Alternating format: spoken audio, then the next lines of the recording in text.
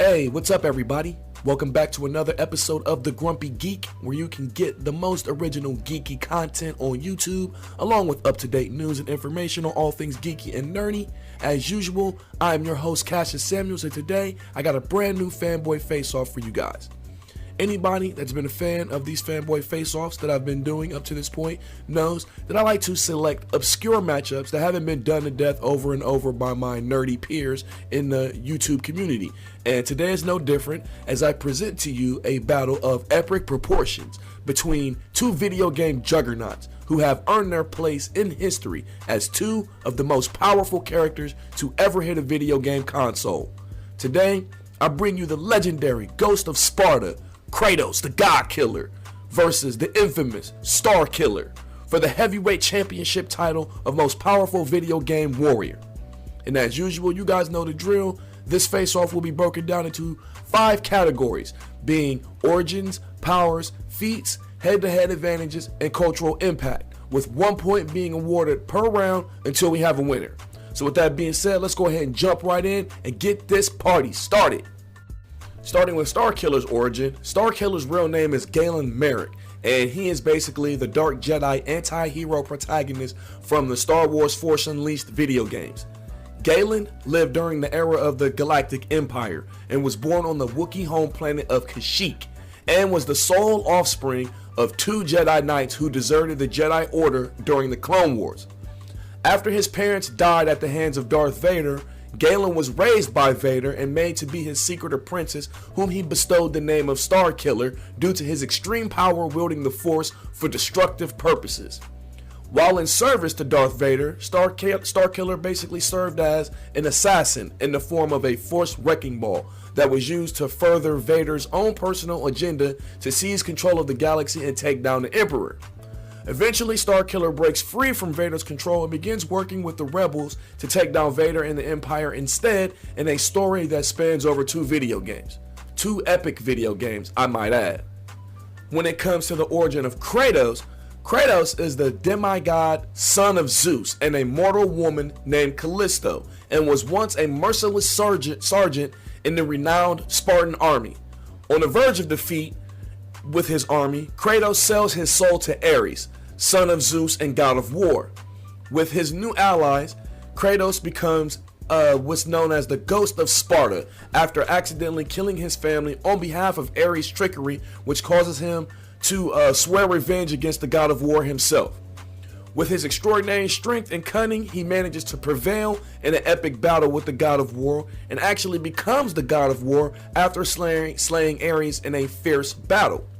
From there, Kratos goes on to have endless adventures and quests as he sets out to do what no mortal has ever done by changing his own fate. For me, these 2 origins, there really isn't much of a debate between them in my eyes. The way I see it, Kratos has the much more fantastically unique and more compelling origin due to his dark, bloody past and his blood ties to Zeus that lead him to wage war on Mount Olympus. That's not to say that Starkiller doesn't have a dope origin in me, because he does. It's just, it's not better than the origin of Kratos in my eyes, so I'm going to have to give the victory for round 1 to the Ghost of Sparta. For round 2, we're going to discuss the powers and abilities of both challengers. And as we do so, it's important to note that there's quite a list between them. Anybody who's familiar with either one or both of these warriors knows that their raw power is what built them a reputation that precedes them in any discussion such as this. But as far as Starkiller's powers and abilities go, anybody who's ever played the Force Unleashed video game knows that Starkiller was exceptionally powerful in the Force, with the potential to become one of the most powerful Force users of all time before the game was made no longer canon. This was highlighted even by the Dark Lord of the Sith, Emperor Palpatine, who believed that Merrick's strength in the Force could rival his own if he was left to his own devices. His skills with telekinesis were above average, as he was often able to clear entire areas with powerful Force pushes and Force repulses as well, and he could also use it to bolster his lightsaber combat skills, which allowed him to impale specific targets at a distance. His telekinesis was even able to catch and redirect fired missiles as well, so his skills were no joke in the telekinesis department. His power in the Force allowed him to master Force Lightning and even come up with a variation that combined it with the Force Repulse Wave to create one of the super powerful attacks in the game with devastating strength. Among his other abilities, he also had the power to Mind Trick, which he often used to confuse his foes and even make them lose consciousness on the battlefield. He was also able to use the Force to augment all of his natural abilities like strength, speed, and battle intuition as well. The only drawback to Starkiller that I could see was that even though his use of the dark side's combative nature was exceptional, he was basically nearly incapable of developing alternative and less aggressive force powers like precognition or healing techniques that comes from the knowledge of the light. So he was kind of one-sided in that aspect. Kratos, on the other hand, is a whole different kind of monster. As a demigod, Kratos possesses incredible superhuman strength and endurance beyond that of any mortal or beast, the exact limits of which are yet to be determined, but it has been to seen, like his strength has been seen to rival even Hercules and things and endurance and stuff like that. His strength also allowed him to subdue many large and powerful beasts like Hydras, and also prevented the Titan Kratos and the god Atlas both from crushing him to death. He also possesses superhuman agility, stamina, durability, endurance, reflexes, speed, resistance to magic, and has been seen to regenerate from most wounds at a fast rate.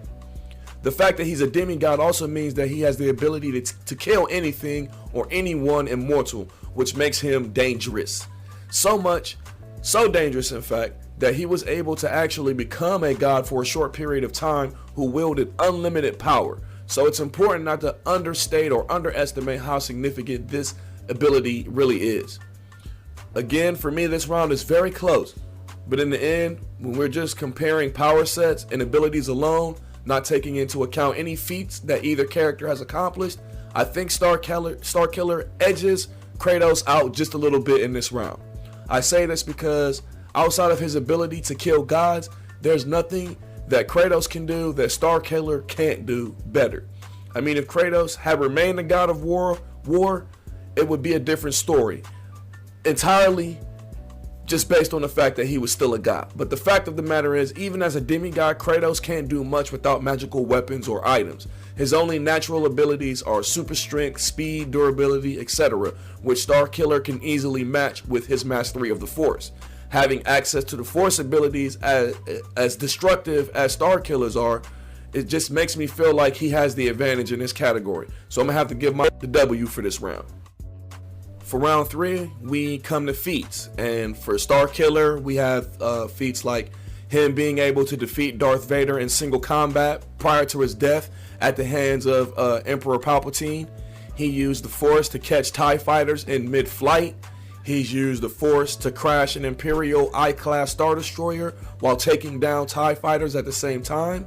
He's defeated several Jedi Masters. He's gone head-to-head with Palpatine, one of the most powerful Sith Lords of all time, and holds his own. He survived a fall from orbit, and he broke free from the dark side, unlike many before him, and was a huge force for good. On the other side, we have Kratos, who has defeated many demigods from Hercules to Perseus to others. He's defeated titans such as Kronos and Gaia. He's defeated almost all the gods, basically: Zeus, Ares, Athena, Hades, Poseidon, Atlas, and like just a whole litany of other minor gods. He became a god for 12 years as the god of war in his own timeline, and he's defeated a gang of legendary creatures such as the Krakens, the Manticores, the Hydras, etc. For me, I have to give this round to Kratos, just based on the sheer merit of his feats alone. And again, that's not to say that Starkiller doesn't have his fair share of spectacular feats, like crashing a Star Destroyer or defeating Vader. But when you look at the amount of gods, demigods, and legendary creatures that Kratos has managed to vanquish, it's hard to argue with his resume, especially with the whole becoming God of War thing.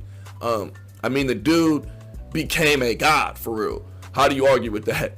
So, for me, the score is 2-1 in favor of Kratos as we go into the 4th round. When it comes to head-to-head advantages, I would argue that Kratos is probably stronger, but Starkillers are probably a bit faster with massively better dueling skills. In close quarter combat situations, I feel like Starkiller's force-based powers present several special problems to Kratos, who is virtually defenseless against force-based attacks. Kratos would also find himself at a disadvantage when dealing with the dual lightsaber combat style of Starkiller, and I think that would just be really problematic for him in close quarter combat. But on the flip side, even though I give Starkiller the slight edge in close quarter combat because of his strong connection to the Force, that doesn't mean that I think he would win this fight indefinitely. In addition to all of his demigodly strength, speed, and endurance, Kratos is armed with several magical items that give him a distinct advantage with long-range attacks that are also capable of having a wide area of effect. So while I feel like magic attacks do not present an insurmountable problem for Starkiller, I also don't think that they are something that he could just shrug off and take lightly at the same time. I also feel like Starkiller would be outmatched as far as his durability goes, since Kratos has the ability to regenerate from injury in a minor capacity, and this would make Kratos hard to put down and make stay down. But again, I can't stress enough how techniques like Force Choke and Force Lightning present impossible attacks for Kratos to defend against due to his lack of force sensitivity. Starkiller can use the Force in a myriad of ways to defend himself against the magical long-range attacks of Kratos. You know, he can evade them, he can block them, he can there's all kinds of ways he can defend against them from Kratos. But Kratos, on the other hand, has no way to defend against Starkiller's combination of Force telekinetic power or Force Lightning and stuff like that. I mean, maybe Kratos could manage to deflect the lightning, but he would have no answer when it came to the telekinesis. And for this, I have to give Starkiller the slight edge in this round, bringing the score to a tie at 2 points apiece for each challenger going into the final round. And when it comes to impact and popularity in our fifth and final round, I don't think it's even close in this category due to the fact that the God of War franchise has undoubtedly dwarfed any and all accomplishments made by the Star Wars Unleashed games, novels, and comic books. Outside of the Force Unleashed games and novels, Starkiller has made appearances in other games such as Soul Calibur 4, Lego Star Wars, and even managed to be worthy of his own action figure from Hasbro at one time as well. The Force Unleashed games also won about 4 or 5 awards, including Game of the Year as well. On the other side, we have Kratos, who has been featured in 6 games with a new one currently in development. He's got a mobile app, he's got a novel, and a few comic books as well. He also has had multiple action figures and has also received several awards with critical praise that spans the entire franchise. He even had a Slurpee named after him by 7-Eleven. So there you go. To me, in the end, I don't think it's any question that Kratos has had the bigger impact, and he is quite a bit more popular due to the level of success his franchise has accumulated over the span of a decade or so.